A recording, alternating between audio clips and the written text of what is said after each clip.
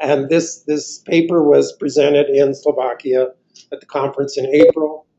My colleagues, Chris Luginbuehl and Chris Elvidge,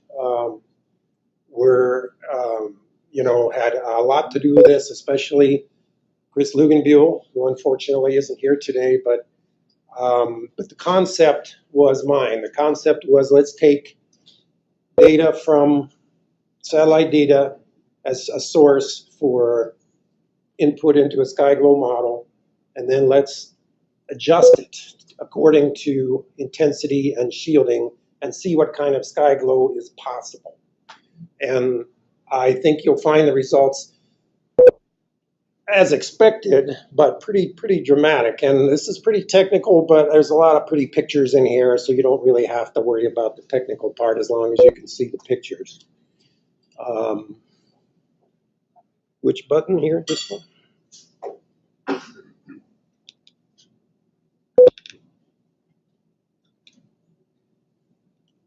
There we go. You'll be seeing a lot of these in Chad's talk.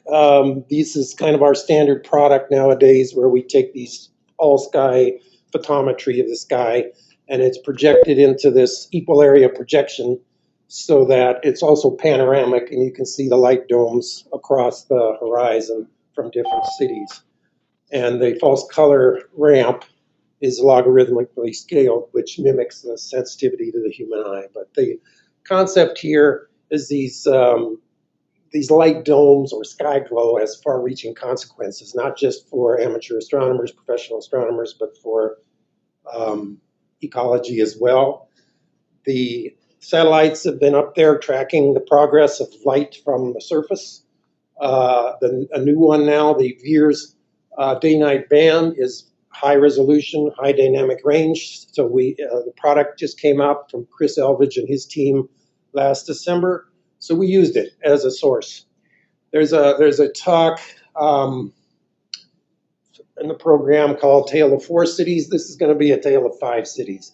We have picked cities in the Southwest, tried to measure their lighting output as far as upward flux from the ground, modeled the resulting sky glow with the Garstang model, and compared that to our actual observations with our little portable camera system here.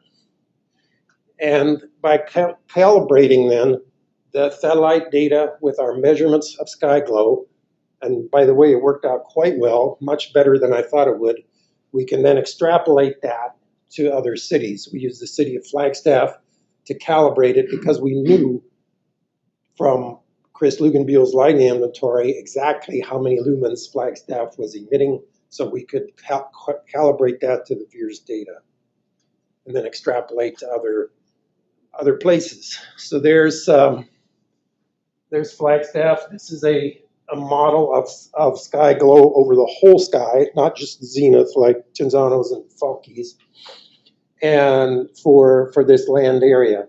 And we have the city of Las Vegas dominating southern Nevada here, but we picked some other cities in the dark area here, Page, Moab, and Winslow, to compare the lighting practices. Here's the product from the VIIRS satellite. It's like I said, high dynamic range, calibrated in nanowatts per centimeter square per steradian. And the disadvantage to it is probably it has a lot of red sensitivity compared to the human eye, but it is still a very good surrogate for visible light. And then our National Park Service areas superimposed on this region of, especially up here in the Colorado Plateau, where we're trying to protect this region for its excellent night skies. There's a red plus sign there, kind of in the middle of that.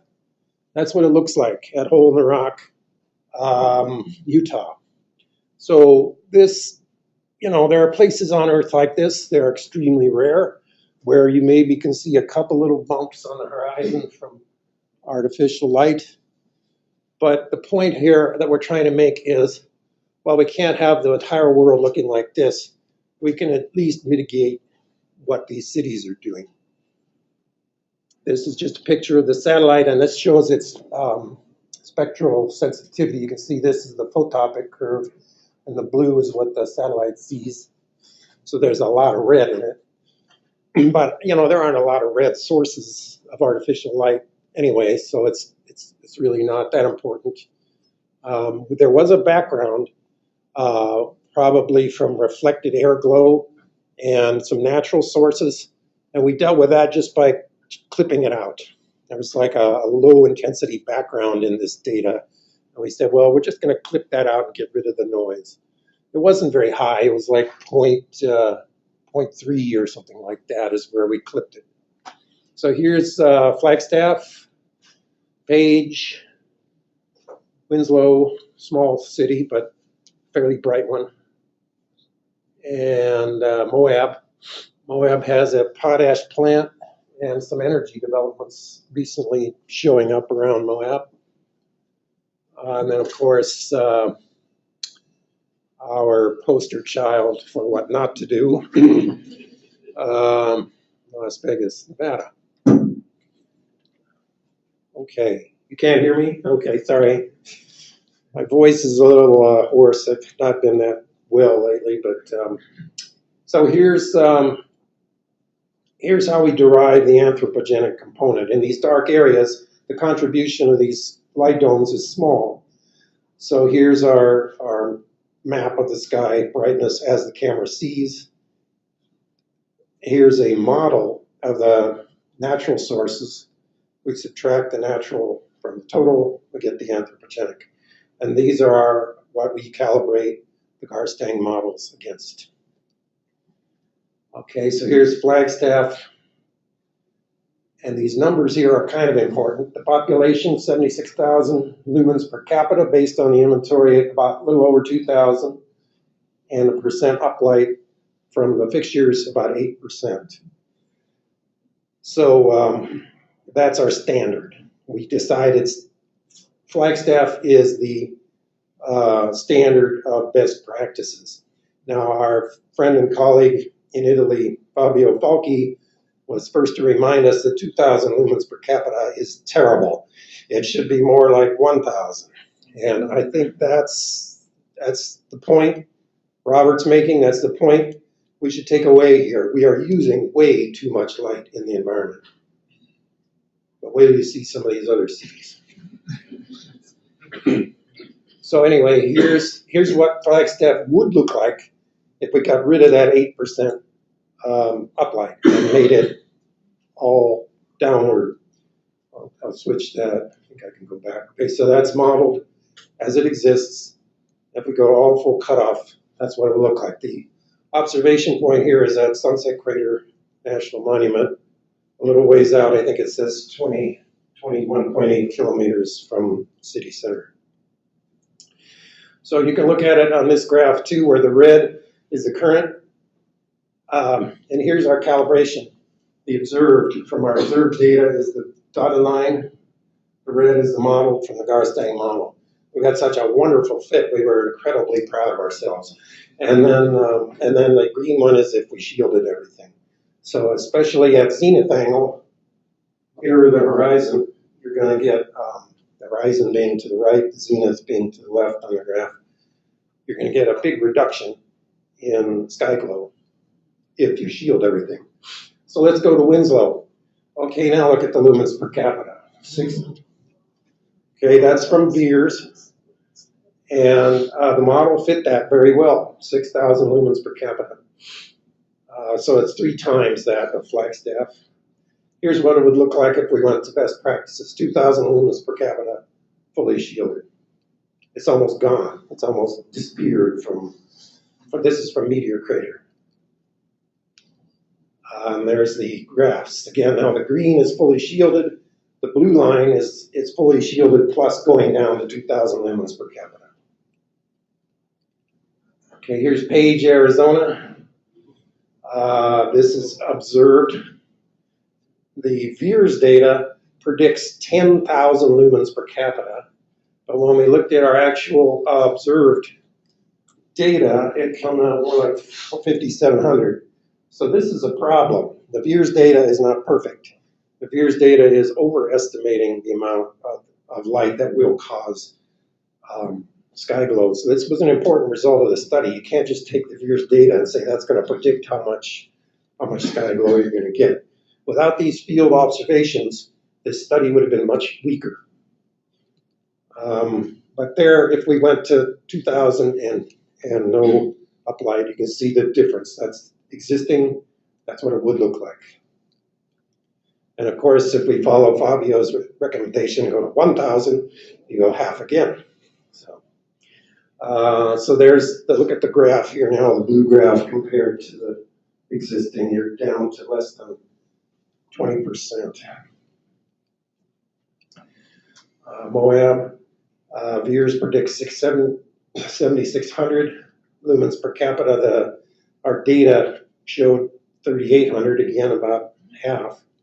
But still, this is the existing, and that's what it would look like if we went to best practices. And then my favorite, Las Vegas, VIIRS predicts 7,600. The model came out pretty close, 6,500 lumens per capita. And that's what it looked like if they went to 2000 and no uplight. And especially, look at this, at the zenith. This distance, this observation point that's pretty far from Las Vegas, about 67 kilometers away. So you can see what the effect of shielding is at the zenith, which makes sense. When you block all the light that's hitting the air above you, you're not going to get anything there. So for remote observing sites, shielding is extremely important to protect the zenith darkness. So I pretty much said that already. This is the idea of the VIIRS versus observed. Winslow fit exactly. By coincidence, we did Winslow first. You know, we did Flagstaff, and the model matched the observed. We said, all right, we're on track. And we did Winslow, it matched perfectly. I mean, this is great stuff. And then we did Moab. Uh-oh, what happened here? So, so there are some possible explanations for this. I'm not really going to go into too much of that, but you know, obviously the distribution of light is variable from city to city with zenith angle. And the VIIRS satellite is pretty much looking straight down, so it's not going to see the low angle glare kind of source. So that's probably the main reason these don't match. The amount of sky glow, especially at a distant location, is very dependent on that low angle escaped light. It's not so much dependent on what goes straight up. The VIIRS data is really high resolution. Like this is an overlay on Google Earth of the city of Flagstaff, and it fit pretty good. So then what is reasonable? So our 2,000 or 2075 lumens per capita that we get for Flagstaff, we call best practices. I'm in agreement with Fabio. We can do better than that, especially if cities would go to some kind of curfew, especially for roadway lighting. The state of California has now decided for any state highways, if you can justify that there's such a low level of traffic at a certain time of night that you don't need that light, bring it way down or turn it off. It's legal. So I think that's the way the culture, if the culture could go that way where we have more curfews, at least we'd have some part of the night where we can get to 1,000 lumens per capita or lower. Industrial developments and prisons are a problem, you know, where there's a risk of injury or, you know, other security issues. And the spectra, as Robert pointed out, Flagstaff uses almost entirely LPS and HPS for public lighting. To the scotopically adapted eye, this is not going to look like much. If we're going to blue-white LED, we're going to have to lower the intensities 5 to 7 times, and you'll still get just as much scotopic sky glow out of it as you would if you used the amber, the true amber. So if you're interested in protecting the night sky both in and around cities to the scotopically adapted eye, the spectrum is critical. This is my biggest message. It is possible to protect the natural night sky in wild areas, even if they are relatively close to large cities. The pictures of the reductions in sky glow that I've shown here demonstrate that. This is not new science. This is primarily common sense. And I believe personally, it's the only way it's going to happen is going to be reducing the intensity or amount of light that's used in cities, as well as the spectrum changes. I live in Big Pine, California, a small town. Yesterday morning, I got out, looked at Comet Ison from my driveway in front of my garage. I believe everybody should have this opportunity. Thank you.